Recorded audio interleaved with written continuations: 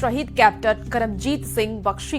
अपने घर का इकलौता चिराग करमजीत सिंह बख्शी देश के लिए अपनी जान को कुर्बान कर दिया। जिस दिन 11 फरवरी को पूरी दुनिया प्रॉमिस डे मना रहा था, तो दूसरी ओर देश से किया हुआ वादा को निभा गया यह इंडियन सोल्जर। जिस दिन घर में शादी की कार्ड आनी थी, उसी दिन पूरे हजारीबाग शहर में उनकी अंतिम यात्रा निकली। अपनी शादी की शेरवानी बड़ी शौक से खरीदी थी कि अप्रैल में मेरी शादी होगी, लेकिन उनकी चिता के साथ साथ इन शादी के जोड़ों को भी जला दिया गया। 9 पंजाब रेजिमेंट के कैप्टन करमजीत सिंह देश के लिए शहीद तो हो गए, लेकिन उनका ये बलिदान आज भी जिंदा है, उनकी यादें जिंदा है और आगे कंटिन्यू इसी तरह से सभी के दिलों में वो बसते ही रहेंगे। जय हिंद। 11 फरवरी को कैप्टन करमजीत सिंह बख्शी जम्मू कश्मीर के अनखुर सेक्टर में लाइन ऑफ कंट्रोल में अपने लगभग 40 से 50 जवानों की एक प्लाटून में 40 से 50 जवानों की एक टुकड़ी के साथ पेट्रोलिंग पर गश्त करने के लिए निकले हुए थे। वैसे तो इनका काम इलाके की निगरानी रखना और आतंकवादियों के घुसपैठ को रोकना था, लेकिन कुछ अनचाही एक्टिविटी के कारण फेंस पेट्रोलिंग को एक सर्च ऑपरेशन में बदलना पड़ा। इस सर्च ऑपरेशन के दौरान उनकी टीम को आईईडी इम्प्रोवाइज्ड एक्सप्लोसिव डिवाइस का पता चला। आईईडी आतंकवादियों द्वारा इस्तेमाल किया जाने वाला एक खतरनाक हथियार होता है, जिसे कि आतंकवादियों द्वारा इसे छिपा करके रखा जाता है और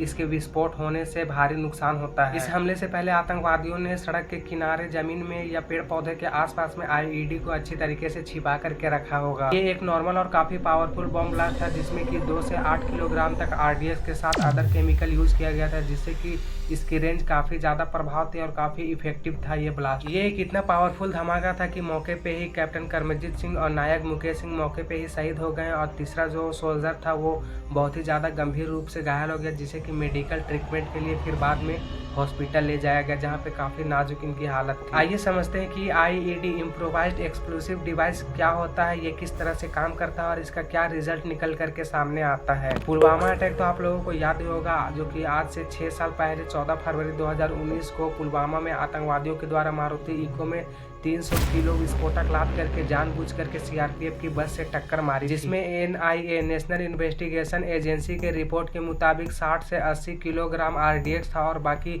बचे 220 से 240 किलोग्राम अदर केमिकल शामिल था। आईईडी को आतंकवादियों के द्वारा बहुत ही आसान तरीके से बनाया जाता है और इसकी बनाने में कॉस्टिंग भी काफी कम लगती है। आतंकवादियों के द्वारा इसे ब्लास्ट करने के लिए ट्रिगर की जरूरत पड़ती है, जो कि नॉर्मली फोन से एसएमएस कॉल या फिर टाइमर क्लॉक सेट करके भी किया जाता है, या फिर डायरेक्टली रिमोट के द्वारा किया जाता है, या फिर किसी चीज का इसके ऊपर दबाव या प्रेशर पड़ने पे ये बहुत ही तेजी के साथ धमाका करता है। इसमें पावर सोर्स काफी ज्यादा इंपॉर्टेंट रहता है, क्योंकि छोटे छोटे सेल्स मिल करके ये पावर को सप्लाई करते हैं। कैप्टन करमजीत सिंह बख्शी का लाइफ केवल आर्मी तक ही सीमित नहीं था, बल्कि इसके अलावा अप्रैल में वो अपनी लाइफ का एक नया चैप्टर शुरू करने वाले थे। जो कैप्टन करमजीत सिंह बख्शी की लाइफ पार्टनर बनने वाली थी, वो भी इंडियन आर्मी में मेडिकल डिपार्टमेंट के मेजर पोस्ट पर थी, जिनके साथ 5 अप्रैल को शादी होने वाली थी। कैप्टन अपनी शादी की तैयारी को लेकर के 15 दिन पहले अपने घर हजारीबाग आए हुए थे और वापस ये फिर 24 जनवरी को ड्यूटी पर लौटे थे जम्मू कश्मीर। लेकिन यहाँ पे नियति को कुछ और ही मंजूर था।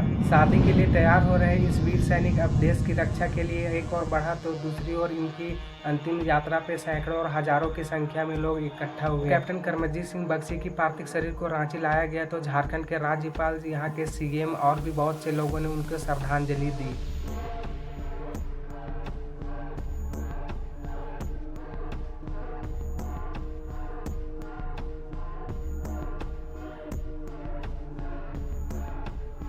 उसके बाद रामगढ़ में स्थित पंजाब रेजिमेंट में उनके पार्थिव शरीर को लाया गया और वहां पे सैन्य सम्मान के साथ उन्हें श्रद्धांजलि अर्पित की गई। फिर हजारीबाग के खीरगांव मुक्तिधाम में उनके चिता को आग के हवाले किया गया। इस घटना से उनके परिवार वालों की हालत भी बहुत ही ज्यादा खराब हो चुकी है और उनकी सगी बहन काफी ज्यादा प्राउड फील कर रही है खुद को। हाँ जी, एंड बहुत ज्यादा गर्व है। वो seriously he was one of the best human beings I have ever come across, be it with the army, without.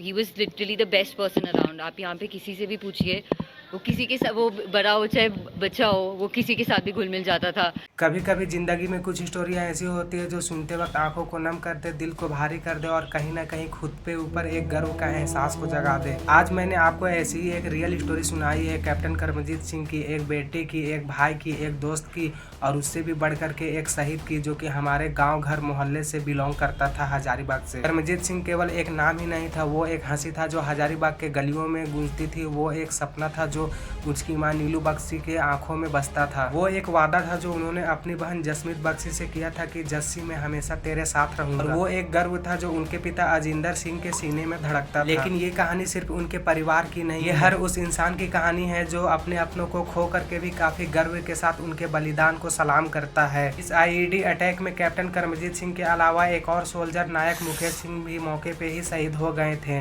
Jammu Kashmir के सांबा के रहने वाले थे। यहाँ पे दिलचस्पी बात यह है कि नायक मुकेश सिंह के छोटे भाई भी इंडियन आर्मी में देश की हिफाजत कर रहे हैं। यहाँ पे इन दोनों सोल्जर कैप्टन करमजीत सिंह और नायक मुकेश सिंह के बीच में कॉमन चीज ये है कि इन दोनों की शादी अप्रैल महीने में होने वाली थी, जिसकी तैयारी काफी धूमधाम से चल रही थी, लेकिन नियति को कुछ और ही मंजूर था। नायक मुकेश सिंह के घर वालों को इन्फॉर्म किया गया कि वो शहीद हो गए हैं, तो उनके फादर्स के कानों पे यकीन नहीं हुआ। 15 दिन की छुट्टी आया था, वापस गया था जी 28 जनवरी को।